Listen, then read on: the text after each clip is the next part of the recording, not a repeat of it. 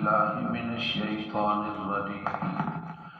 بسم الله الرحمن الرحيم. وقال الملك ائتوني به فلما جاءه الرسول قال ارجع إلى ربك فاسأله ما بال النسوة اللاتي قطعن أيديهن إن ربي بكيدهن عليم. قال ما خطبكن إذ راوتن يوسف عن نفسه قلنا حاش لله ما علمنا عليه من سوء.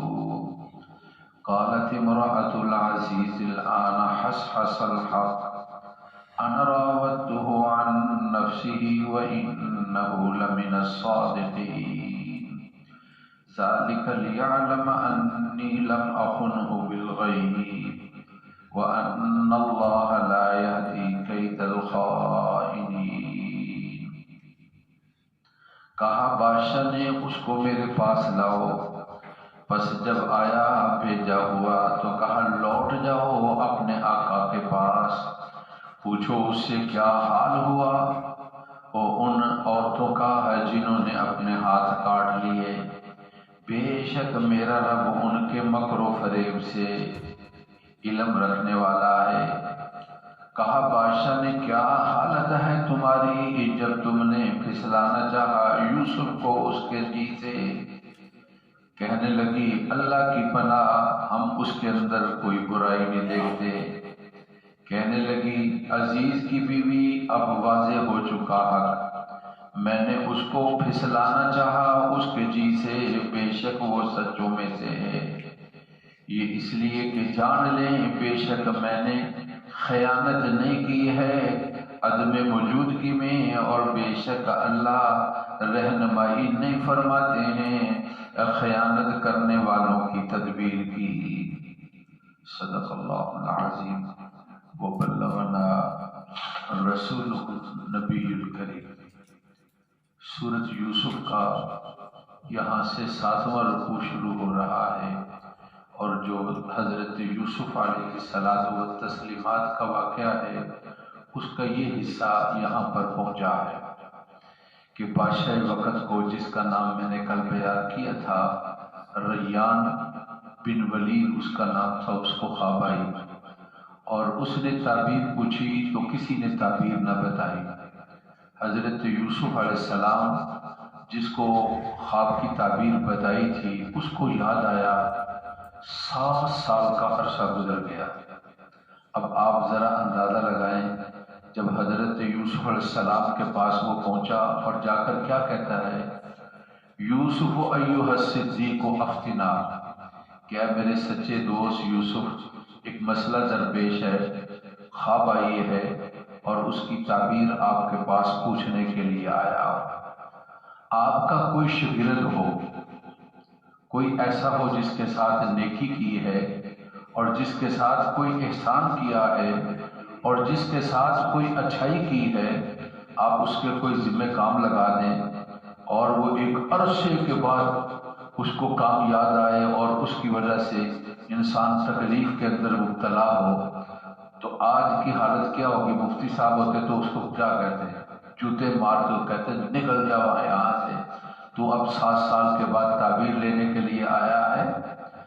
میں نے تمہیں تعبیر بتا کر یہ کہا تھا کہ مجھے یاد رکھنا، کہیں ہمارا تذکرہ کر دینا ایک بے گناہ جیل کے اندر پڑا ہوا ہے اور بغیر کیے کہ وہ سزا بھگت رہا ہے، اور اتنا عرصہ تو نے یاد نہیں کیا اور اپنی من مانی زندگی کے اندر چلا گیا، کوئی تعبیر نہیں ہے. کیوں جی ایسے ہی ہوتے ہیں؟ یہ اللہ کے نبی تھے جو اخلاق کے پہاڑ ہوتے ہیں، وہ ان چیزوں کا کوئی خیال نہیں کرتے. ان کے سامنے جب مسئلہ آتا ہے تو اس مسئلے کا حل نکالتے ہیں. یہ چھوٹے مولویوں کی عادت ہے یا عام لوگوں کی یہ چھوٹی طبیعت ہے، ذرا سی بات کو یاد رکھتے ہیں اور پھر اس کے بعد سال تک اس کو یاد رکھا جاتا ہے. لیکن حضرت یوسف علیہ السلام نے اس پر کوئی جو ہے احسان نہیں جتلایا اور اس کے اوپر کوئی اعتراض نہیں کیا اور اس کو کوئی نہیں کہا کہ تو مجھے بھولا رہا، اور آپ نے اس کی بڑے پیار کے ساتھ اس کی بات سنی اور بڑی محبت کے ساتھ اس خواب کی تعبیر جو ہے وہ ان کو بتا دی ہے۔ میں نے بتایا تھا کہ تعبیر الرؤیا، رویا خوابوں کو کہتے ہیں، تعبیر کہا جاتا ہے ان کی حقیقت کو۔ یہ بڑا دقیق اور بڑا باریک علم ہے۔ ایک ہی قسم کی خوابیں مختلف لوگوں کو آتی ہیں تو ان کی تعبیر جو ہے وہ مختلف ہو جاتی ہے۔ ابن سیرین امام ہے، ان کے پاس ایک عالم کے پاس ایک شخص آیا، اس نے کہا جی میں نے خواب دیکھی میں اذان دے رہا ہوں۔ انہوں نے کہا تو حج کرے گا۔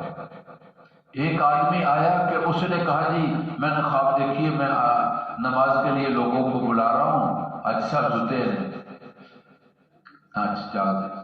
تو کہا کہ اذان دے رہا ہوں، کہا تیرے اوپر چوری کا الزام لگے گا۔ چلا گیا، شاگردوں نے پوچھا حضرت وہی خواب ایک کی آپ نے کہا کہ تو حج کرے گا اور دوسرے کو خواب ہے اور آپ نے کہا کہ اس پر چوری کا الزام لگے گا۔ کہا کہ پہلا آدمی بڑا شریف تھا اور قرآن نے اذان کا تذکرہ کیا ہے کہ وَأَذِّن فِي النَّاسِ بِالْحَجِّ يَأْتُوكَ رِجَالًا، اذان کا معنی ہے اعلان کر دیجیے، تو حج کا تذکرہ ہے۔ تو میں نے تعبیر اس سے یہ نکالی کہ یہ شریف آدمی ہے، یہ حج کرے گا۔ اور حضرت یوسف کے واقعہ کے اندر ہے کہ جب بنیامین واپس ہوئے تو کسی نے آواز دی اور کہا وَأَذَّنَ مُؤَذِّنٌ أَيَّتُهَا الْعِيرُ إِنَّكُمْ لَسَارِقُونَ، کہنے والے نے کہا قافلے والوں تم تو چور ہو۔ تو الزام لگا، وہاں اذان کا لفظ تھا اور الزام لگا۔ اس کے چہرے پر اس طرح کی شرافت نہیں تھی، تو میں نے اس کی تعبیر جو ہے یہ بتائی ہے۔ ایک ہی خواب مختلف اشخاص کے ساتھ اس کی تعبیر بدل جاتی ہے۔ اس لیے بعض دفعہ آدمی شیطان کے مختلف یہ جو وار ہوتے ہیں اور اس کی وجہ سے شیطان جو ہے مختلف دو اور مکر و فریب کرتا ہے اور اس کی وجہ سے بندہ جو ہے وہ بہک جاتا ہے۔ یاد رکھیں خواب کوئی شرعی دلیل نہیں ہے، اور خواب کی وجہ سے کوئی آدمی جو ہے ایک قاضی کے بارے میں آتا ہے کہ ان کے پاس کیس آیا اور انہوں نے ایک کیس کو پڑھا اور ساری تحقیقات کر لی۔ اب انہوں نے کہا جی کل فیصلہ سنا، جج کہتے ہیں نا جی کل فیصلہ سنایا جائے گا، جو فلاں وقت ہے انہوں نے کہا جی فیصلہ سنایا جائے گا۔ اب رات کو خواب آئی اور نبی پاک صلی اللہ علیہ وسلم کی زیارت ہوئی اور ان کے سامنے بات رکھی تو انہوں نے کہا کہ یہ فیصلہ ہے۔ اب جو قاعدہ اور ضابطہ تھا اور شرعی اصول تھے ان کے اندر ضابطہ دوسری طرح بنتا تھا۔ تو حضرات اہل علم حضرات کے سامنے بات کو رکھا گیا کہ اس طرح یہ ضابطے اور قاعدے کے لحاظ سے فیصلہ یہ ہے، لیکن خواب یہ آئی ہے۔ تو سارے کے سارے علماء نے اس پر اتفاق کیا، خواب پر نہیں۔ خواب کو قرآن اور حدیث کے جو قواعد اور ضوابط ہیں ان کے ساتھ جوڑا جائے گا۔ اگر مطابق ہے تو ٹھیک، وگرنہ قرآن اور حدیث کے اندر خواب کی وجہ سے کوئی تبدیلی نہیں لائی جائے گی اور اس کی وجہ سے قرآن و حدیث کے فیصلے کو ختم نہیں کیا جائے گا۔ قاضی صاحب نے وہ فیصلہ کیا جو واضح قرآن کا تھا اور واضح حدیث مبارکہ کا تھا۔ چند سال پہلے کی بات ہے کہ کچھ لوگ جو ہے یہ لاہور کا واقعہ تھا، ایک آدمی نے اپنے گھر کے اندر کنواں بنایا تھا، اگر آپ کو یاد ہو، اور وہ روزانہ مٹی نکالتا تھا اور وہ یہ تھا کہ نیچے خزانے دفن ہیں۔ کیا جی خواب آئی ہے اور کسی پیر صاحب نے کہا ہے تیرے گھر میں نیچے، اور ایک دن ایسا آیا کہ بہت گہرائی میں وہ نیچے گیا تو اوپر سے ساری مٹی مل گئی اور وہ نیچے کا نیچے ہی دفن ہو گیا، اور پھر وہ بھی اور اس کے خزانے بھی سارے کے سارے چلے گئے۔ خواب کی کوئی ایسی حقیقت جس کا دین اور اسلام کے ساتھ تعلق نہ ہو، یہ خواب کوئی شرعی حجت نہیں ہے اور دلیل نہیں ہے۔ شیطان کبھی خواب کی شکل کے اندر کبھی بیداری کی شکل کے اندر وار کرتا ہے۔ بڑے پیر صاحب شیخ عبد القادر جیلانی رحمہ اللہ تعالیٰ عنہ کے بارے میں یہ آتا ہے، اب نماز میں تھے یکدم روشنائی آئی اور اس میں آواز آتی ہے عبد القادر اب تیری نمازیں حج روزہ تو پہنچ گیا ہے، تیری ساری چیزیں معاف ہیں۔ کہتے ہو پیر صاحب نماز نہیں وہ پہنچے ہوئے، کیا مطلب؟ ان کی یہ نمازیں نہیں، اپنی نمازیں ہیں۔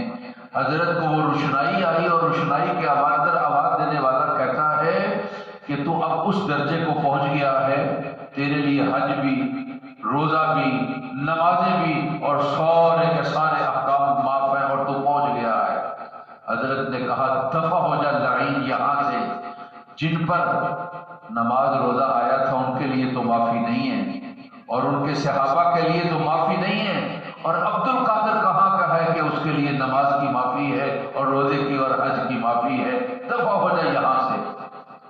اور کچھ وقت گزرا، کہتے ہیں تھوڑا سا وقت گزرا، پھر اس کے بعد ایک روشنائی اس سے بھی زیادہ آئی اور پھر اس نے روشنائی سے آواز آتی ہے عبد القادر اس داؤ کے ساتھ بڑے بڑے لوگ جو ہیں وہ چاک کے اندر میرے پھنس گئے تھے، لیکن تیرے علم نے تجھے بچا لیا۔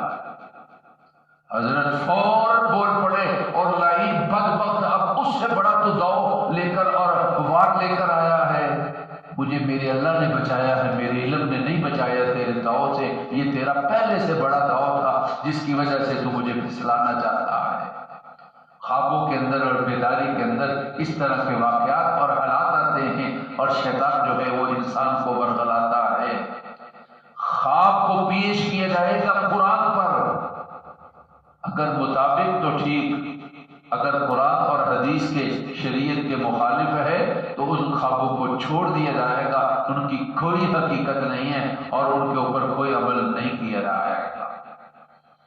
یہ سمندر میں لوگ ڈوب گئے، چلا کر کیا دی، ہمیں خواب میں بڑے پیر صاحب نے کہا تھا تم بس پانی میں کودو اور تم جو ہے سیدھا جو ہے وہ بغداد آ جاؤ گے اور تم وہاں پہنچو گے۔ خواب اس کی نہ حقیقت ہے نہ سلسلہ ہے۔ میں نے عرض آپ کو کیا کیا، یہ پیغمبرانہ یعنی اخلاق کا اعلیٰ مظاہرہ ہے۔ ایک بندے کے ساتھ احسان کیا اور وہ آیا اور پھر اس کے بعد اپنا مسئلہ رکھتا ہے، آپ نے اس کو یاد تک نہیں کرایا کہ تو نے یہ میں نے تیرے ساتھ نیکی پہلے کی تھی اور تو بھول گیا اور اب پھر مسئلہ پوچھنے کے لیے آ گیا ہے۔ آپ نے اس کی تعبیر بتا دی کہ اس کا مطلب یہ ہے کہ 7 سال خوب بارشیں ہوں گی اور پھر اس کا مطلب یہ ہے کہ اس کے بعد 7 سال خشک سالی ہوگی، اور یہ جو بارشوں کے اندر جو اناج غلہ ہے اس کو تم ان خشک سالوں کے اندر کھاؤ گے، اور پھر تعبیر کے ساتھ تدبیر بتا دی کہ ان کو کاٹنے کے بعد دانہ نکالنا نہیں ہے، سٹوں کے اندر ہی رہنے دو، جتنی ضرورت ہو اتنا نکالو اور کھاتے رہو اور یہ تمہارے پاس رہے گا۔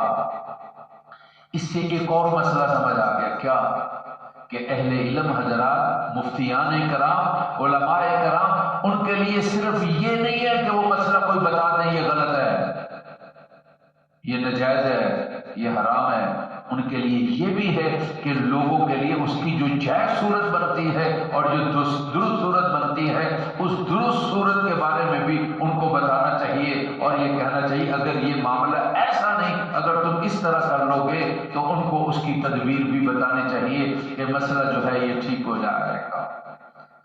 یعنی مفتی حضرات کا یہ صرف کام کیا نماز روزے کے مسائل نہیں بتانا، بلکہ ان کے لیے انسانی جو معیشت اور ان کی ضرورت ہے، انسان کو رہنے کے لیے اپنی معیشت اور اپنی معاش کے لیے ضرورت ہے جن چیزوں کی ایک مفتی کے لیے ان کے بارے میں بھی اور اہل علم حضرات کے لیے ان کے بارے میں بھی بتانا چاہیے، جس طرح کہ حضرت یوسف علیہ السلام نے تعبیر ہی نہیں بلکہ اس کی تدبیر بھی بتا دی، اس لیے کہ حضرات علماء اکرام انبیاء کے وارث ہیں اور انبیاء کا یہ طریقہ ہے تو ان کو بھی اس طرح یہ لوگوں کی معیشت کا خیال رکھتے ہوئے ان کے جو ضروری مسائل ہیں ان کے بارے میں بھی گفتگو کرنی چاہیے، جس طرح کہ حضرت یوسف علیہ الصلوۃ والتسلیمات نے تذکرہ کیا ہے۔ اب دیکھو آپ پر بہت بڑا الزام تھا اور آپ کے اوپر جیل کو آپ نے کاٹا، 7 سال جیل کے اندر رہے، اور پھر آپ جیل سے رہائی کا اب جب سلسلہ آتا ہے تو یہ بڑے اخلاق کی نشانی ہے کہ آدمی کسی کو نشانہ نہ بنائے اور آدمی کسی کے اوپر تنقید نہ کرے۔ آپ نے متعین طور پر، حالانکہ وہ اس عزیز مصر کی بیوی تھی، آپ نے متعین طور پر یہ نہیں کہا کہ اس نے میرے ساتھ یہ کیا اور وہ کیا اور یہ کیا۔